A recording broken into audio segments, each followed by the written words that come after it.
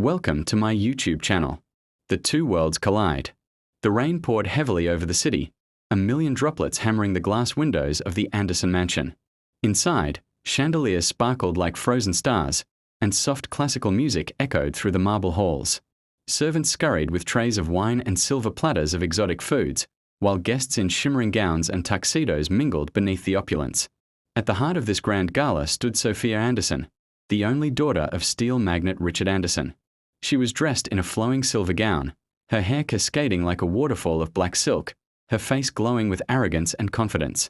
To the world, Sophia was untouchable, born with wealth, beauty, and power. Yet behind her sharp eyes lay boredom, a gnawing emptiness she refused to admit. Outside the mansion gates, drenched in rain, stood Ethan Miller. His clothes clung to his skin, his shoes were caked with mud, and in his hands he carried a stack of pamphlets for his small printing press. Ethan was a poor man from the city's forgotten neighborhoods, where every dollar counted and every day was a battle. He had come here for work, not to beg, but to deliver a last-minute urgent print order for the Anderson Gala. As fate would have it, Sophia's car splashed muddy water all over him earlier that evening. Instead of an apology, she had only rolled down the tinted window, given him a disdainful look, and said, "Watch where you stand. Roads are not for people like you." Those words burned Ethan's heart like fire. But hours later, when he entered the grand mansion to deliver the prints, their eyes met again, hers sparkling with irritation, his blazing with defiance. And thus began a war neither expected. Part 2. Sparks of Contempt. Ethan placed the pamphlets on the table in the corner of the hall. A servant checked them and nodded in approval, but Sophia's sharp gaze followed Ethan like a hawk. She couldn't stand how he dared to look around, as if he didn't belong. "Excuse me," Sophia's voice sliced through the music. "Who let him in?" The room grew quieter for a moment. Ethan turned, his wet hair sticking to his forehead, his jaw clenched. "I'm just delivering what your people ordered," he said calmly, though anger simmered beneath. "You should have handed it to the guard. This is not a place for outsiders." Ethan's lips twitched into the faintest smile. "Funny, because without people like me, there would be no invitations, no banners, no gala. Outsiders keep your world spinning, Miss Anderson." Her cheeks flushed, not with shame, but fury. No one spoke to her that way. Guests whispered, amused at the rare sight of someone daring to challenge Sophia Anderson. "Leave," she snapped. Ethan gave a short bow, mocking in its politeness. "As you wish." But as he turned, he caught Richard Anderson watching him from across the room. The older man's calculating eyes lingered on Ethan for a second longer than expected. The poor man struggles. Ethan returned home to his cramped one-room apartment in the industrial district. The leaking ceiling dripped into a bucket, and the hum of passing trains rattled the cracked windows. His younger sister, Lily Miller, sat at the small table, textbooks open. She looked up as he entered. "Did you get paid?" she asked hopefully. Ethan handed her a few crumpled bills. "Enough for groceries. Not much else." She frowned. "You're working yourself to death, Ethan. You need a real break." "One day," he said quietly, gazing at the rain-streaked window. "One day I'll prove people like us don't have to bow down forever." Meanwhile, Sophia lounged in her luxurious bedroom, scrolling through her phone. She should have been celebrating another successful gala, but her mind kept circling back to the soaked, defiant man who had dared to answer her back. She told herself it was annoyance, yet some deeper part of her simmered with curiosity. Part 4. Crossing paths again. Fate works in strange ways. A week later, Sophia attended a charity event downtown, where her father was donating millions to renovate a community center. Cameras flashed as Richard Anderson shook hands with city officials. Sophia wandered outside, bored, only to freeze in shock. There was Ethan, setting up printed banners for the very event. His shirt sleeves were rolled up, revealing strong forearms, and his eyes focused with determination. Their eyes met. This time, Sophia smirked. "You again? Do you follow me around, or does poverty just drag you to all my events?" Ethan looked up slowly. "I don't have the luxury of being bored, Miss Anderson. Some of us work to survive." Her smile faltered. His words struck deeper than she wanted to admit. But before she could reply, Richard approached them both. "Ah, Mr. Miller, isn't it?" Richard said smoothly, surprising his daughter. "I heard you own a small press. Good work. Your designs are bold." Ethan blinked, shocked at the recognition. "Thank you, sir." Sophia gaped at her father. Why was he acknowledging this? Nobody. Part 5. The War Begins. From that day, Sophia and Ethan's paths crossed more often. Whenever the Anderson Company needed printing, Ethan's small press was called. Sophia hated it at first, accusing her father of lowering their standards, but Richard only chuckled. "Sometimes the greatest diamonds are hidden in coal," he said cryptically.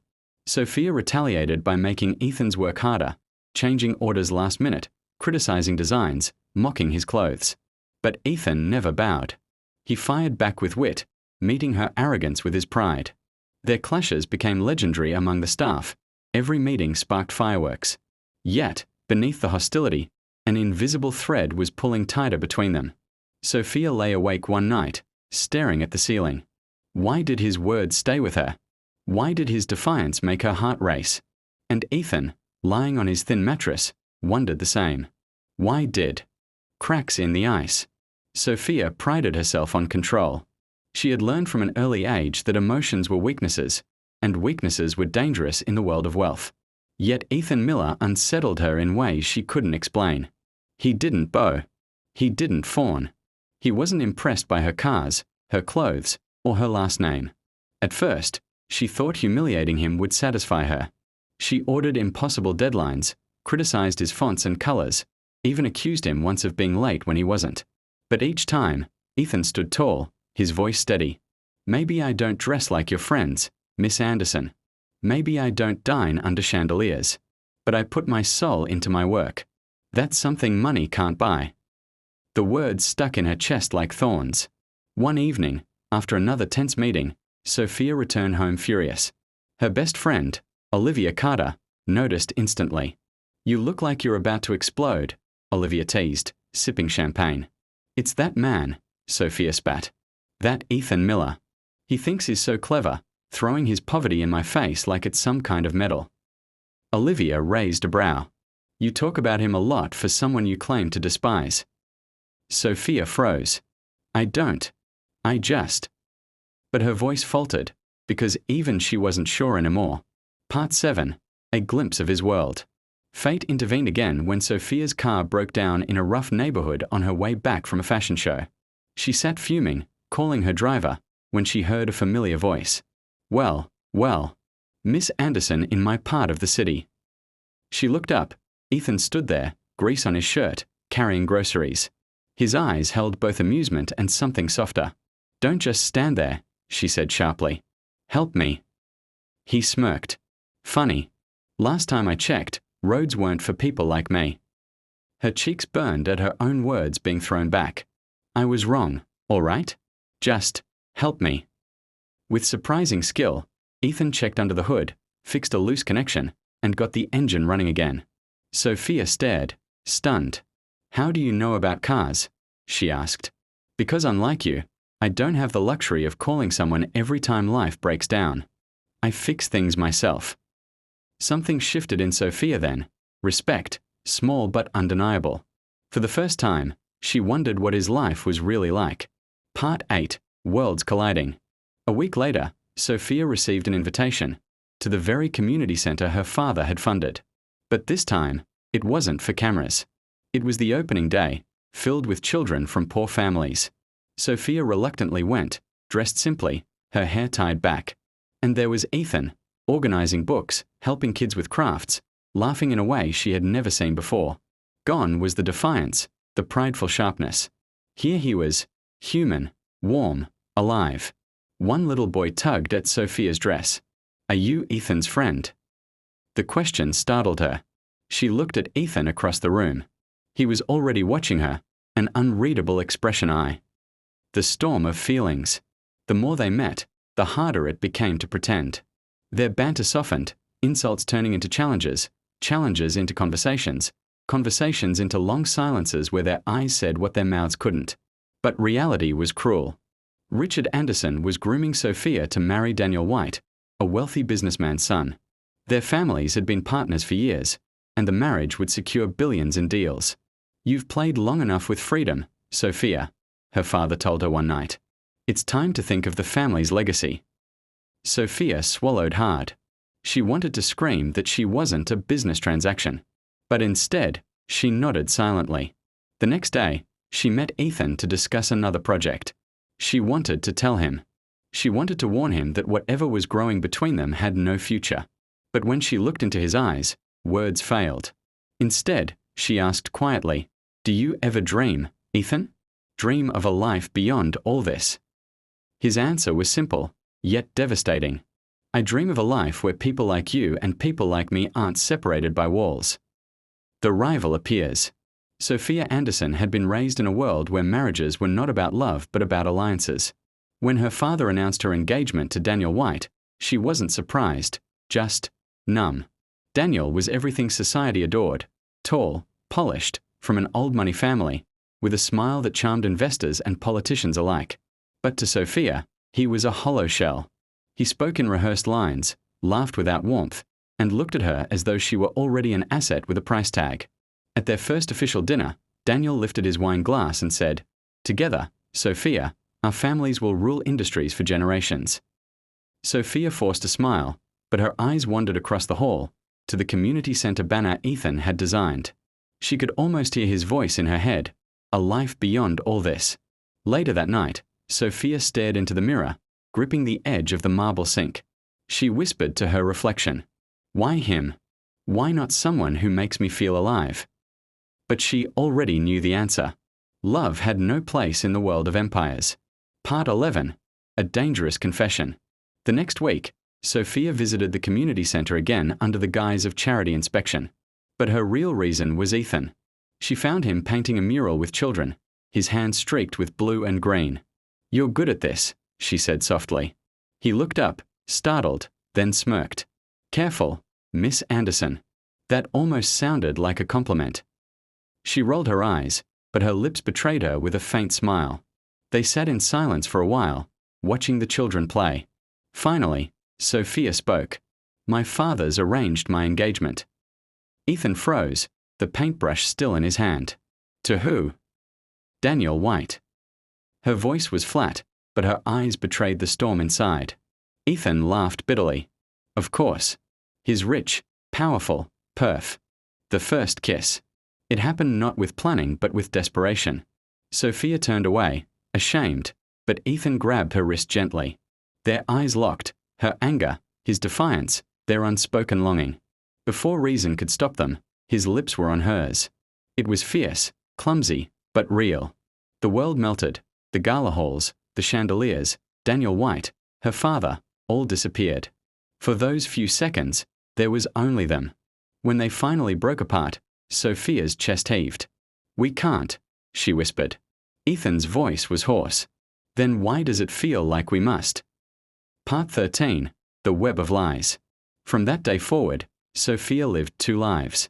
By day, she played the perfect fiancée, attending dinners, smiling at Daniel's lifeless jokes, sitting beside her father at meetings. By night, she found excuses to slip away, meeting Ethan in secret corners of the city. They walked along riversides, ate cheap street food, laughed at things her rich friends would never understand. With Ethan, she wasn't Sophia Anderson, billionaire heiress. She was just Sophia. But lies are fragile. Olivia Carter, Sophia's sharp-eyed best friend, noticed her absences. One evening, she followed her and saw Sophia with Ethan, hand in hand, kissing under a flickering streetlight. The next morning, Olivia confronted her. "Are you out of your mind?" she hissed. "Do you know what will happen if your father finds out? If Daniel finds out?" Sophia's chin lifted defiantly. "Then let them. I'm tired of living like a puppet." Olivia shook her head. "This isn't a fairy tale, Sophia. This will destroy you, and him." Sophia's heart twisted, because she knew Olivia was right. But she also knew she couldn't stop. Part 14. The Threat. The truth didn't stay hidden long. Daniel White, cunning and prideful, noticed Sophia's distance. When a private investigator he hired brought him photos of Sophia and Ethan together, his fury was ice cold. He confronted Sophia in her father's study. "You humiliate me," Daniel hissed, throwing the photos onto the desk. "With that man. Do you know what this will do to our families?" Richard Anderson's face darkened as he picked up the pictures.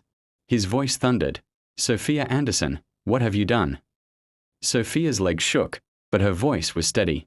"I did what you never let me do, Father. I chose for myself." Richard slammed his fist on the table. "You think love matters in this world? That boy will drag you into the dirt. End this madness now, or I swear, he'll regret ever crossing our path." Sophia's blood turned cold. "Don't you dare touch him." But Richard's silence was worse than words. Part 15, The Fall. That night, Ethan's shop was vandalized. Windows shattered, machines destroyed, ink spilled across the floor like blood. On the wall, spray painted in mocking letters, "Stay away from her." Sophia rushed to the scene, horrified. Ethan stood among the ruins, his fists clenched, eyes burning. "This is your world, Sophia," he spat.